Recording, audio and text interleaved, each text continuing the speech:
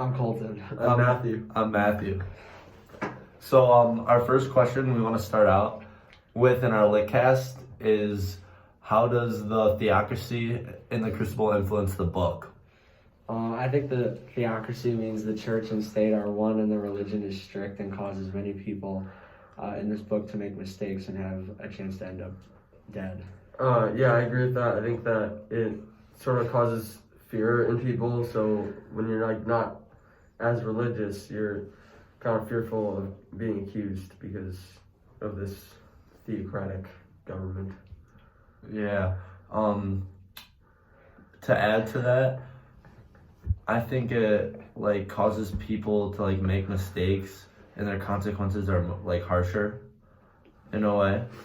So how is being a good person important in this setting? goodness was a major theme throughout the book. Everyone is concerned about this because the theocratic government teaches them the most important thing in life is how God will judge you after you die.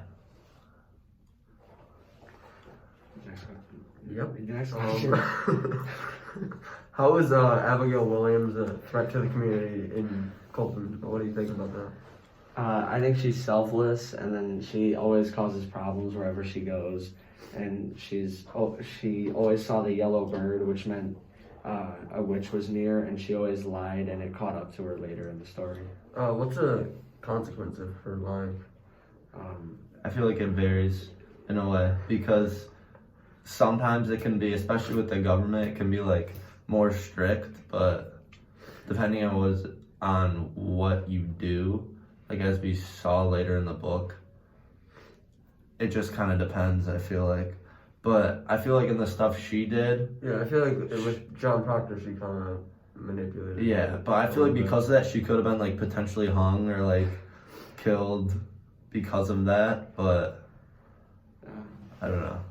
Yeah, that's awesome. How does Danforth have a major impact on the story? He is the deputy governor and for the state and the judge for Salem, and I think he abused his power a little bit too much in the book, and it brought up a lot more issues surrounding the trials. And he represents supremacy in this story and has all the power, which should be reserved for the people. Yeah, I think that like no matter what happens, he will have like the ultimate say on what happens, like in court. Even though like if he has like superior evidence on other people, like he can do whatever he wants, which is like can also be a negative thing if he doesn't do it the right way. Why do people that tell the truth in the book could have like potential to pay the death penalty for it? I think everyone just assumes each other and everyone just accuses each other because after you accuse someone else, nobody ever questions you again. And sometimes people that... Yeah, it's not a very fair system because, I mean, you can really just accuse everybody in town and you're off. You're off the hook. Yeah. What role do you think, or what role did fear play in creating authority, and how did some people choose to resist authority? Fear played a very significant role, and when people were becoming accused, because you never knew who was gonna accuse who, and it kind of like made you like stressed out at times, and like because if you were someone that didn't do anything and were being accused, like it could go very bad for you. So I think fear caused a big role in that way. Yeah. Do you have anything to add, Colton? No. What is the state of the community at the beginning of the play, and as the play progresses, how are the insiders and outsiders defined during these times? I think the start of the play, the community is in a state of like chaos and fear because they don't really know what's going on with these supposed witches, and the fear in the community gradually increases. Insiders would be considered people who are in good standings with the church, and outsiders would not. So a lot of outsiders would be accused because they're not in a good religious standing in comparison to the other members. They're more likely to be accused. Yeah. No, I think at the beginning of the play, there was like less going on, and as like it progressed, that like more things were happening, and it was like more people were like getting accused of this and like making mistakes and stuff like that. Yeah, I agree. Let's see.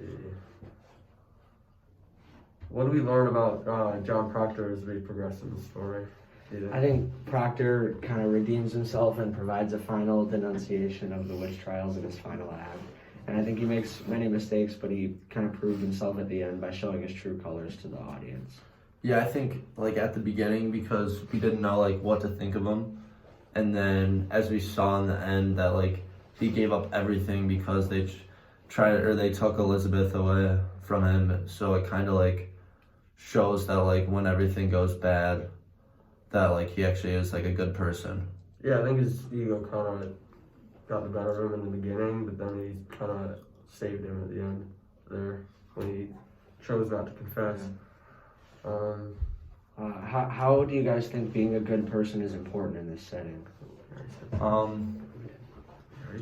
I think being a good person is always like something that you should strive to do, but especially in this setting, if you're not being a good person, it could. Yeah, it's much easier to be accused if you're Yeah. being mean to everybody and you're Because some especially, people especially if you're not in, even if you are in good religious standing, if you're not being a good person, then you're more likely to be accused. Yeah, because people have like, they'll be like out to get you, like in a way. Yeah. John Proctor comes very close to admitting guilt so that he will live. And it's at this moment Reverend Paris tells him that his refusal to confess is vanity. John could lie and confess and stay alive for his wife and children. Do you agree with Paris? I disagree because he claims that John's refusal to confess is useless. However, I feel that John was right in this decision, and admitting to witchcraft to save his life would have been the desirable route for John, but he chose to preserve his name instead of doing so. I think he didn't want to ruin his reputation and leave someone with like no power. So I agree with Colton. I disagree as well. Yeah, because it feels like he would serve like no purpose throughout the story, and it would cause people in the community to act like scornful and to live in a place without like they don't think they're worth. How do Miller's comments within the text of the play inform the reading? Miller wants us, I think, to be able to understand the setting of the story and how these people are feeling in this crazy time where they don't know if they should trust their gut or if they should just agree with everyone and just feed into this. Because with everyone hysteria. accusing each other, you can't trust anyone. Yeah. Because that also led to lots of conflict later in the story. What do you think Miller's message in Crucible is, the main message? I think one thing you wanted to say is that fear can like destroy people's lives and it can hurt them, because like we were talking about earlier, someone could be completely innocent and someone could accuse them and they could end up paying the consequence for it, which is unfair, but during their time it's just like something they had to do. Yeah, it's just, I think like what Matthew said, the main message is just the public hysteria based on people's fears of their lives being destroyed by being accused of being a witch. So overall, like, what do you guys think this story like represents, or like what does it all like conclude to? I think it's sort of about like, I mean, nobody knew if they could trust anybody because you can be accused at any time. So it's like sort of about I don't know. No, I kind of agree with that because there's a lot of things that happened throughout the story, so there's not like one main like topic. I think you could be like not feeding into that mass hysteria. Yeah. Sort of believing what you believe, I guess. I think it overall compare and Yeah, the Salem witch contrast trials. the Salem witch trials and how it was something they believed in back then. Like Yeah, that was just like part of their like lifestyle, just like the theocracy is like something like they didn't have a choice about it. And at the time, like if people like didn't believe in the Salem witch trials, I'm not sure what it was, but I knew they were like punished for it. Yeah, that's pretty crazy because we don't really have anything like that. Yeah, no. And that's just like weird to think about that it was like that back then. what character do you guys think caused all this to happen? Oh, Well, I think just the people blaming Tituba to begin with. Yeah. I think that was one of the main causes. I think if she wasn't there or if she wasn't a slave, then none of that really would have happened, or at least not to that scale. But yeah, I think she's the main like. I know. I kind of agree with that too, but also it gave them like someone to just like throw all their stuff to because she was a slave. They could just accuse her off of that. Scapegoat there. It was like Yeah. you can just throw whatever you need to on her, and she can't really defend herself because she doesn't have any. She's not really of high social status or religious, which is the main problem. I also feel like John Proctor in a way. Yeah, like I think caused some of this. Influenced it a lot. What do you think, Colton? Because he could have admitted guilt at the end, knowing he caused some of this to happen, but he chose not to. He chose not to because it would have just brought everything down. Because like during the story, we were able to see like I feel like almost like his true self, and like how he like acted. Like for instance, when everyone came in trying to take Elizabeth away, like when they were talking about the puppets and stuff, like all the truth came out from him then. So it kind of like shows how like he is like deep down, or like how he acts like deep down, and like how he truly is, his true self. Yeah. What do you guys think about Giles Corey? History's greatest badass. No, I think he had a significant impact on the book because like I feel like he was always there, either like supporting or against what was going on. So I feel like that was a good thing. Well, I don't think he was really for it because he died instead of confessing. Yeah, they pressed him, and yeah. I mean, I think he would have.